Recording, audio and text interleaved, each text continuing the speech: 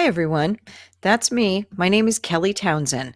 You can call me Kelly, or you can call me Dr. Kelly, or if you really want to be formal, you can call me Dr. Townsend. A lot of people call me the drug lady because I'm married to the drug guy who teaches the drug education in the seventh and eighth grade.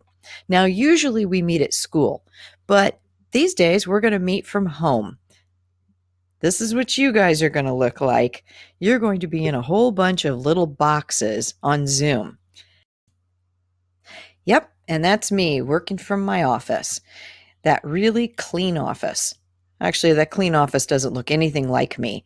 I need to make it a little more cluttered with cats and food and drinks and a TV. And on my TV, I always have Disney running because I live right down the street from Disneyland. It's really funny. When I see all of us in these boxes, it reminds me of my favorite show when I was your age, which was The Brady Bunch. So, this is our first time meeting for drug prevention class. So, let's talk about what we're going to be doing this week. Each one of you should have received a map in the mail.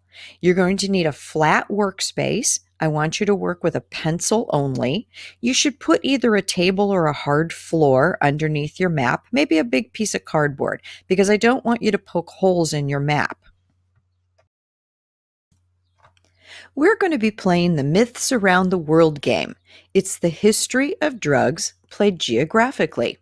Now, I want you to look at your lower left-hand corner of your map where you have a key. You'll notice that every one of the drugs has a code. For example, tobacco is T. We're going to play a series of challenges in this game.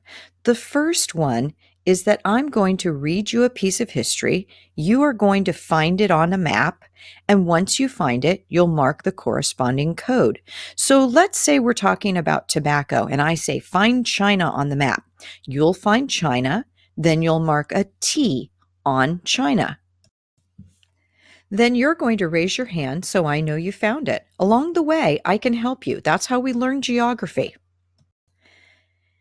In my class, we don't just talk about the history of drugs. We talk about how the drugs interact in the human body. So I brought two volunteers to be our body models today. This is Brad on the left and Ethan on the right. We're going to be talking about the liver. All drugs have to go through the liver. You can't skip it. You can't bypass it just because you don't like it. And the liver doesn't fully develop until late teens and through early adulthood. We're also going to talk about the central nervous system, the CNS. That is your brain and your spinal cord. It doesn't fully develop until about the mid-20s. We're also going to be talking about the heart. Any drug that affects the brain is also going to affect the heart. And we're also going to talk about the respiratory diamond. That's your nose, your mouth, and your lungs. Those are some really important parts of the body that drugs may affect. We are going to study 3 drugs this year.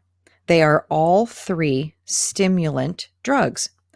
One is cocaine, one is caffeine, and one is tobacco. Now, I know the first thing you're thinking is, wait a minute, caffeine is a drug? Yes, it is, but it's a legal drug. Tobacco is a semi-legal drug because you need to be a certain age to use it. Cocaine is an illegal drug, but you might be kind of surprised by the history of cocaine when we begin. So now you're all caught up to begin our class this year. You're going to get some information from your teacher, and we will all meet together on Zoom, and we will start playing the Myths Around the World game.